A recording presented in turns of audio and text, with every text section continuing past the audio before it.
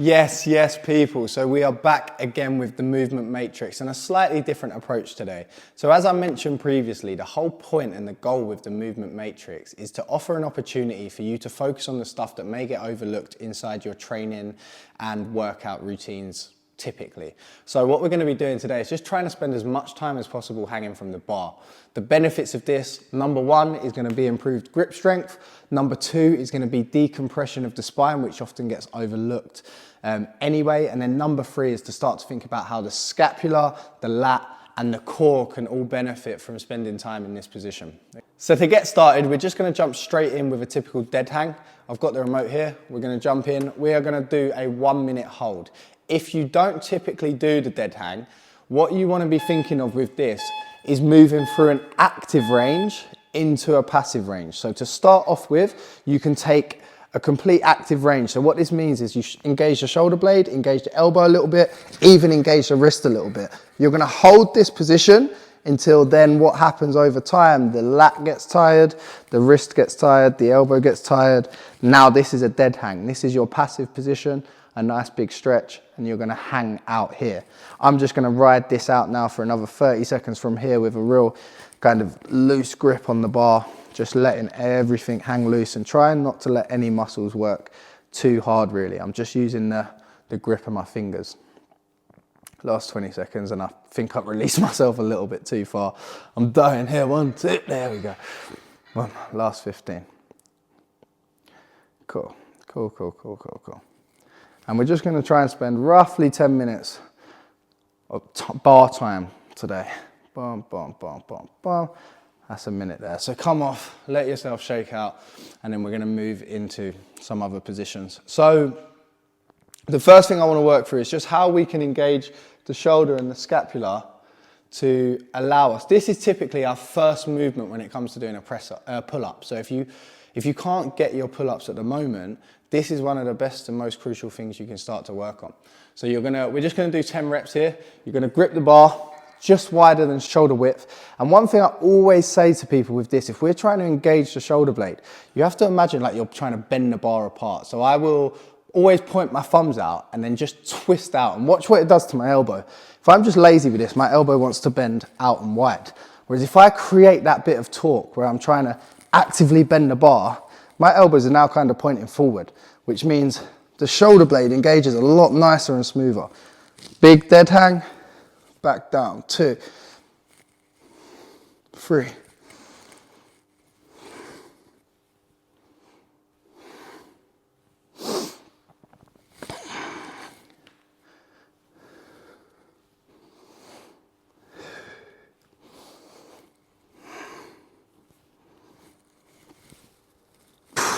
There, nice, cool. So you're just looking to get that nice and tight in there.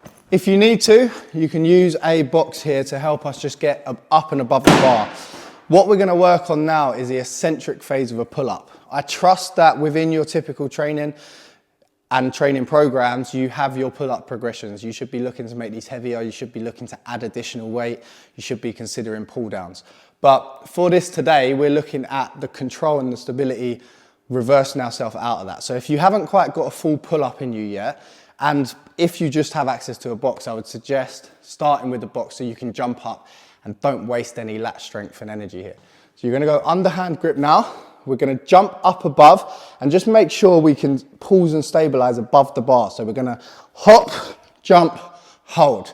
Once you're here, I want you to stabilize till you stop swinging. You don't have to spend ages here. Big deep breath. 3, 2, 1, full extension.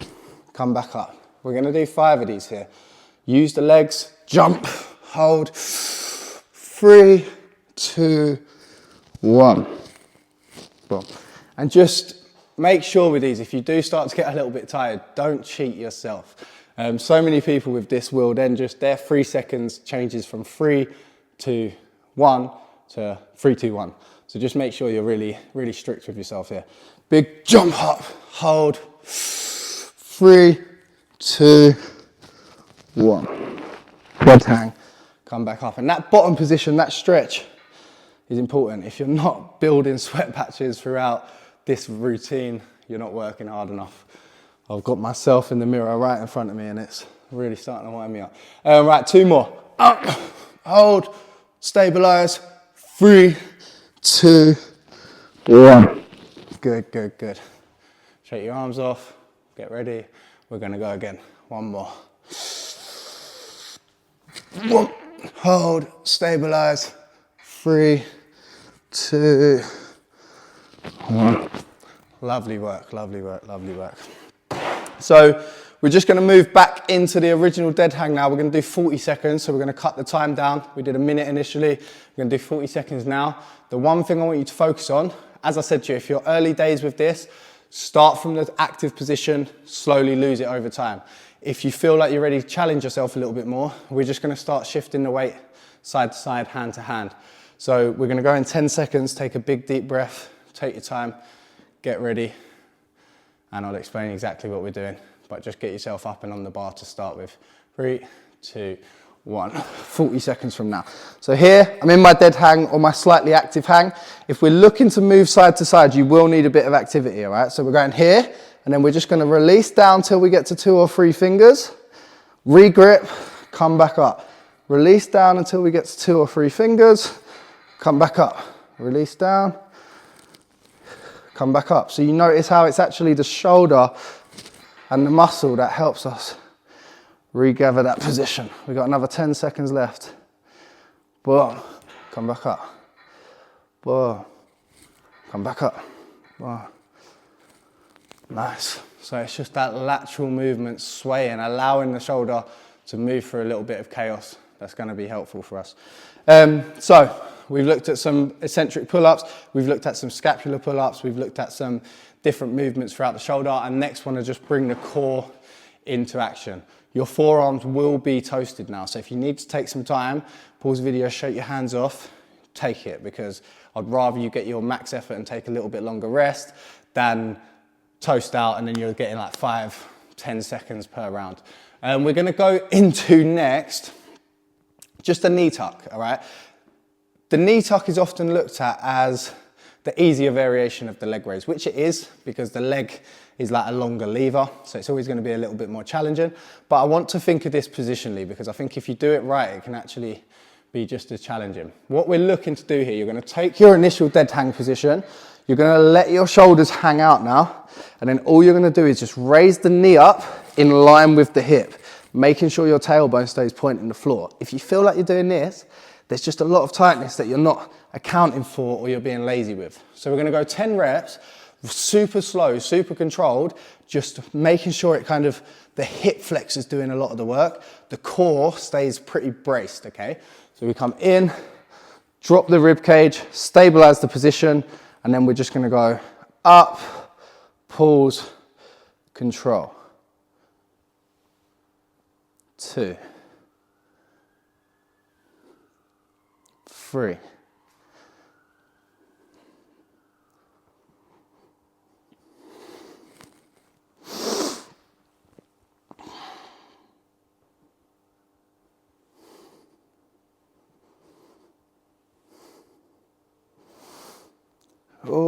9, I'm losing it, last one.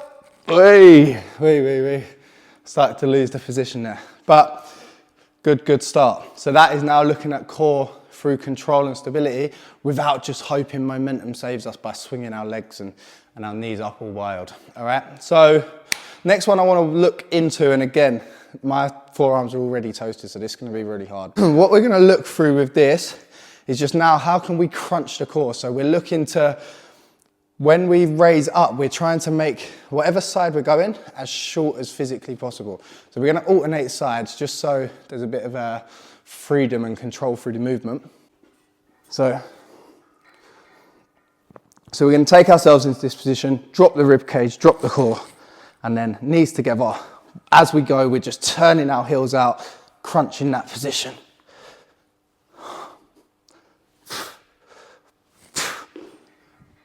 Cool. So at this stage, I'll be honest, it's 9:30 at night for me here. We're getting on a little bit. I've had a long old day, so we're gonna wrap up. We're gonna do 3 more of the eccentric pull-ups that we did. then we're going to move into a bit more of an explosive and dynamic leg raise opposed to the one we've just done. My main purpose with this is a little bit of food for thought. I don't expect you to be following this routine all the time. I want you just to understand my philosophies, my ideas, what we're trying to get out of each of these positions, and then you can start to just drip feed and sprinkle them into your sessions. You might find that actually your grip strength's all right, but what's holding you back is your ability to dead hang. In that case, you need to start looking at your overhead positioning, all right? So it should really highlight and reveal your weak points for you. So we're gonna go 1, 2, underhand, and we're just gonna do three for now. Jump up, hold, big deep breath, stabilize, 3, 2, 1. Lovely, lovely, lovely. And let's go again.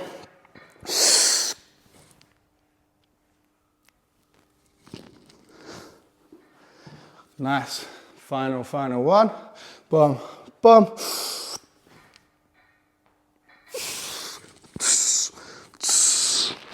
Cool.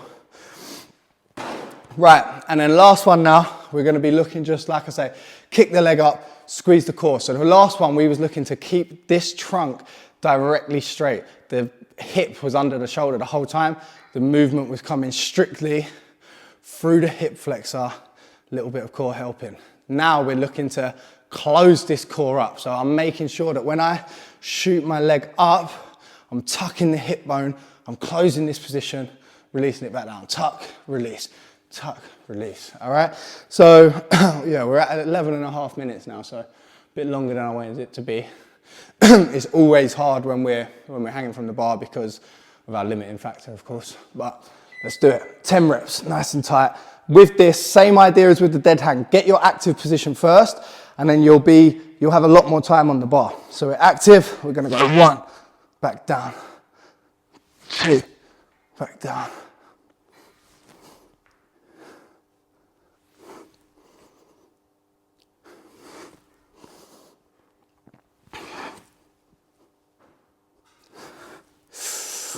Cool, little breather. I don't want to lose the form. I can feel I was getting a little bit lazy with those. Last 3 for good measure. 1.